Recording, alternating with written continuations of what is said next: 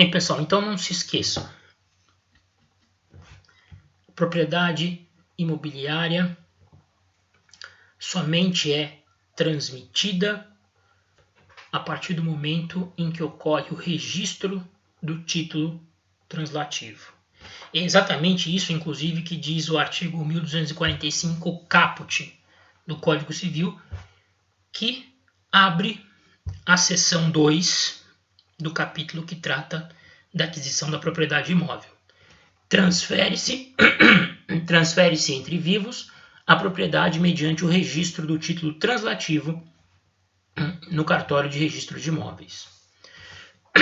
Título translativo, leia-se, contrato no caso de transmissão entre vivos e o formal de partilha no caso da transmissão causa-mortes. Transmissão causa-mortes vocês vão estudar no ano que vem, né, no 5º ano. Bem, então vamos lá.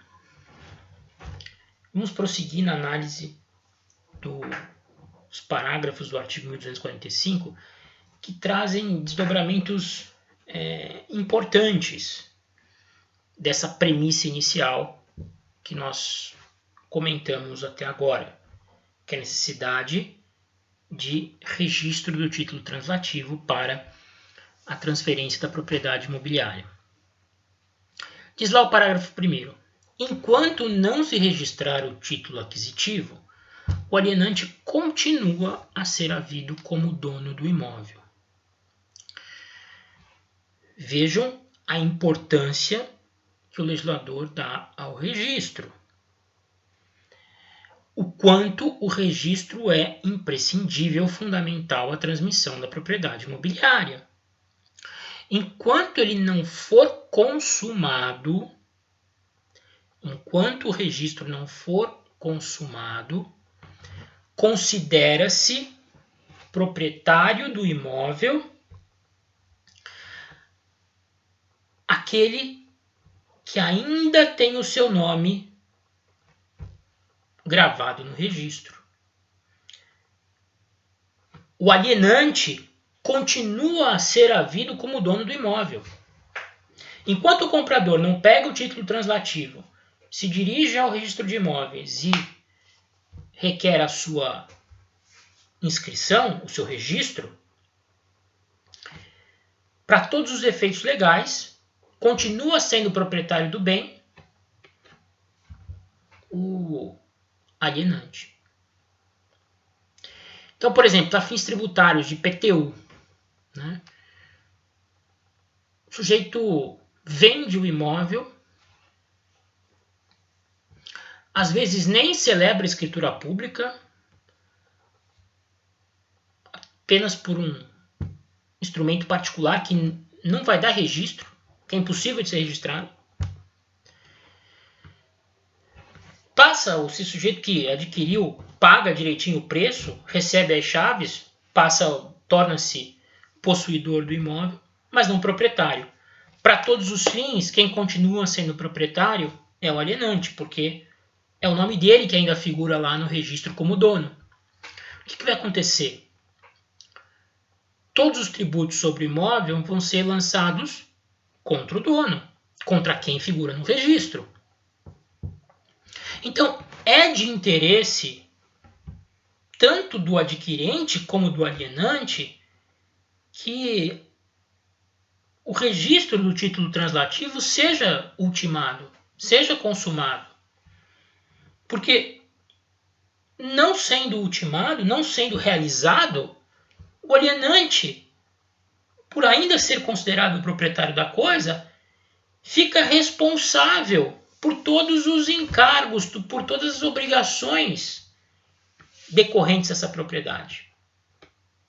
E ele não vai poder se defender perante o fisco alegando, não, eu vendi a coisa, eu já entreguei as chaves. Convenções particulares não podem ser opostas ao fisco para efeito de eximir alguém da responsabilidade tributária. Tem até um artigo do CTN que fala isso, se não me engano, o artigo 123. Né? Então, assim, olha a importância, olha o desdobramento dessa regra. Né? Olha a importância prática que ela tem.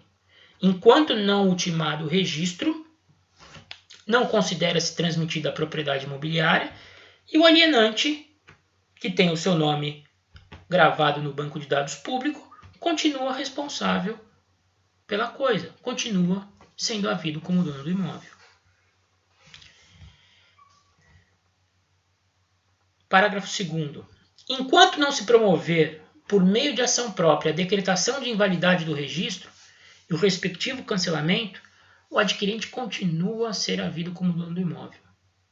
Notem, esses parágrafos 1º e 2º do artigo 1245 do Código Civil traduzem importantíssimos princípios do registro imobiliário.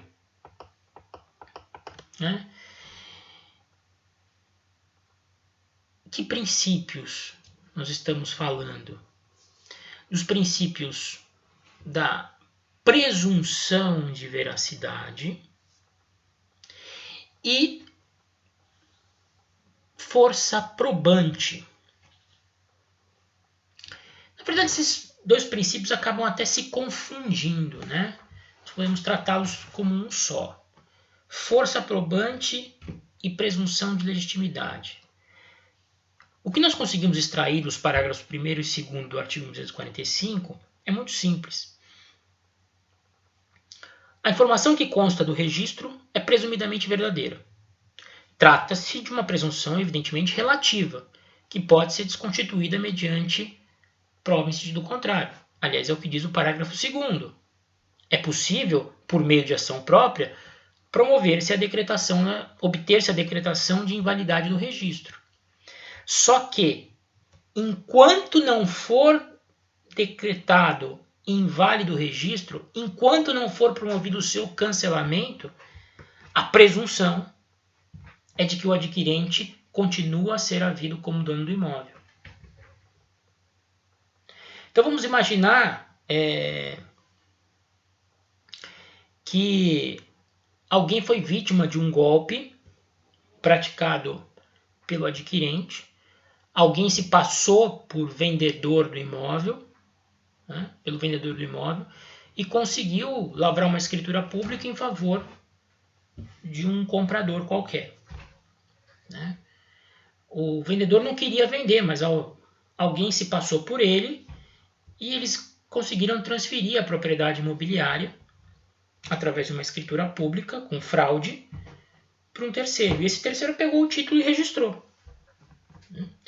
O registro torna ele presumidamente verdadeiro, torna ele presumidamente proprietário.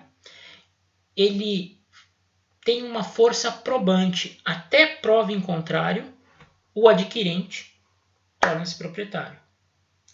Enquanto não for invalidado o registro, enquanto ele não acabar sendo cancelado, para todos os fins legais, o adquirente será considerado proprietário.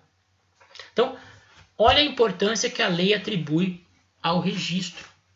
Presunção de veracidade, força probante. Né? Então, em princípio, até prova em contrário, vale aquilo que estiver constando do registro. Bem, o 1246 prossegue dizendo que o registro é eficaz desde o momento em que se apresentar o título ao oficial do registro e este o prenotar no protocolo. Aqui nós temos, a gente vai entender melhor um pouquinho mais para frente, o registro ele não é um ato único. Né? O registro é o resultado de uma espécie de procedimento, de uma sucessão de atos praticados dentro do registro de imóveis. Então, o registro não é automático. Você deu entrada no cartório, o registro é feito imediatamente. Não, você deu entrada no cartório, você obtém a chamada prenotação do título, que é o número de protocolo que você deu entrada. Esse título ele vai passar por uma extensa verificação dentro do próprio cartório, para saber se não tem nenhuma fraude por trás, para saber se todas as exigências legais foram efetivamente cumpridas. E, passando por esse juízo de legalidade, ele vai ser encaminhado ao oficial do cartório, que é o chefe do cartório, o responsável pelo cartório, o tabelião, e aí sim o tabelião vai promover o registro da coisa. Vai registrar a escritura em nome do adquirente, ele vai com isso se tornar dono. Mas como não se trata de algo que acontece automaticamente, pode levar algum tempo, o 1246 fala que desde o momento em que o título for apresentado, se posteriormente ele foi registrado, os efeitos do registro retroagem à data do ingresso do título em cartório. Tá? Isso pode ser bastante importante naqueles casos em que algum espertalhão aí, por exemplo, negocia o mesmo imóvel com duas pessoas diferentes, né? Em datas muito próximas, né? E com isso acaba lesando uma dessas pessoas. A gente vai ver que, nesse caso, quem apresenta primeiro o título tem preferência no registro. E esse registro vai retroagir a data do ingresso do título no cartório. Mas disso a gente vai falar mais à frente de uma maneira mais clara, tá bom? Nós vamos aí para o último vídeo da série, começando a falar dos princípios que regem o registro de imóveis.